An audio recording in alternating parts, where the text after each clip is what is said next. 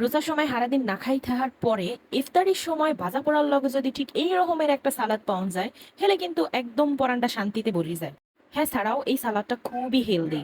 বিশেষ করে যারা ডায়েট করেন হ্যাগুলো গিয়ে তো এই সালাদটা খুবই দরকারি। এই বানানের পিনে শসা, টমেটো, পাতাকপি, গাজর বেবাকটাই কিন্তু লইয়ে লইছি। আর এই সমস্ত জিনিস কিন্তু মগো ঘরেই থাকে। আর শীতকাল হলে তো কোনো কথাই নেই, হগল মানের ঘরে এইসব জিনিস এককালে বাধ্যতামূলকের নাহানি রয়ে যায়। পাতাকপিটা অনেক মানে দেখছি লয় হইতে আছে নিচের সবুজ অংশ, তাই মুই কিন্তু সবুজ অংশটা নিমো না। মোর তারে কেমন জানি একটা স্মেল আয়, খুবই একটা ব্যাড স্মেল, কাঁচা কাঁচা লাগে। হেইয়ের পিনে মই লইছি পাতাকপির এককালে মধ্যের যে কচি অংশটা হেইয়া।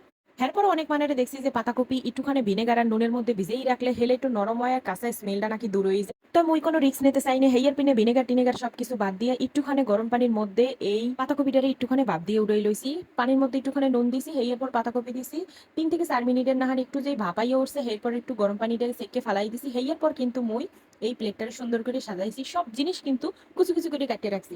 আবার অনেক মানেরে এটাও দেখছি যে হেরা শশাটারে নেয় ঠিকই, কিন্তু শশার মধ্যে যে আড়িগুলো আছে সেই আড়ি একদম ফালাই দেয়। তা মুই চিনতে পারছি যে যেহেতু সালাদ খামু, সুতরাং এইগুলো ফালাই দেওয়ার কোনো দরকারই হয় না। হেইয়ার পিনে কিন্তু বেবা একটা লই লইছি। এখন যে জিনিসটা লইছি প্রথমেই লইছি টক দই। এই টক দইটার যে এক্সট্রা পানি থাকে হেইয়ে কিন্তু সেকে মেকে হালাই দিয়ে এককালে সলিড যে দইটা হেইয়া লইছি, লগে কিন্তু দিয়ে লইছিলাম একটু চিনি। হেইয়ার পর দিয়ে লইছি মিল্ক পাউডার। কেউ ঘরে যদি ক্রিম থাকে হেরা কিন্তু ক্রিম ইউজ করতে পারে, হেলে কিন্তু আরো বেশি মজা হয়। এখন এর মধ্যে মুই মেয়োনিজ দিয়ে লইতে আসলাম। তা মুই একটু মেয়োনিজের পরিমাণটা বাড়াইয়ে দিছি। একটা ডিম দিয়ে মেয়োনিজ বানাইছি। হ্যাঁ, মুই সম্পূর্ণটাই লইয়ে লইছি।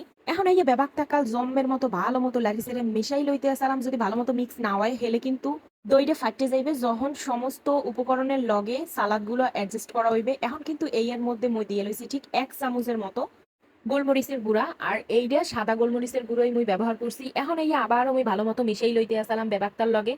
সবকিছু সুন্দর করে মিক্স হওয়ার পরে কিন্তু মই এর মধ্যে যে সালাদ গুলো কাটতে রাখছিলাম হেইয়া আস্তে আস্তে মিশাইতে আসলাম। তো মুই যতক্ষণই কাটছি হ্যাঁ কিন্তু বেবাকটা মিশাইতে আসলাম না।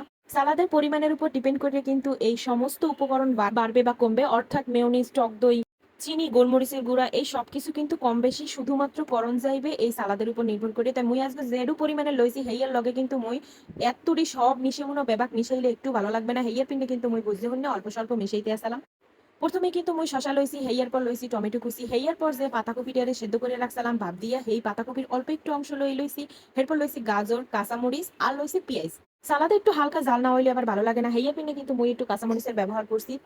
হ্যাঁ, সারা মেয়োনিজ বানানোর কালেও কিন্তু 2-3টে কাঁচামরিচ দিয়ে এরপর মেয়োনিজটা বানাইছি। হেইয়ার পিনে কাঁচামরিচের ব্যবহারও কিন্তু একটু বুঝে শুনে দেওয়া লাগবে। আবার চিনির ব্যবহারটাও বুঝে শুনে দেওয়া লাগবে, কারণ মেয়োনিজের মধ্যে কিন্তু একটু চিনির ব্যবহারও করা হয়। ব্যাপার কিছু দেওয়া হয়ে গেছে, এখন কিন্তু একটু নুন দিমু। তাই মুই বিট লবণটা ব্যবহার করছি। কেউ যদি সাদা নুন ব্যবহার করেন হাতেও কোনো সমস্যা নাই। তাই যে কোনো আইটেমের মধ্যে বা সালাদ আইটেমে মোর দ্বারা মনে হয় যে এই বিট লবণের স্বাদটা একটু বেশি বাড়াইয়ে দেয়।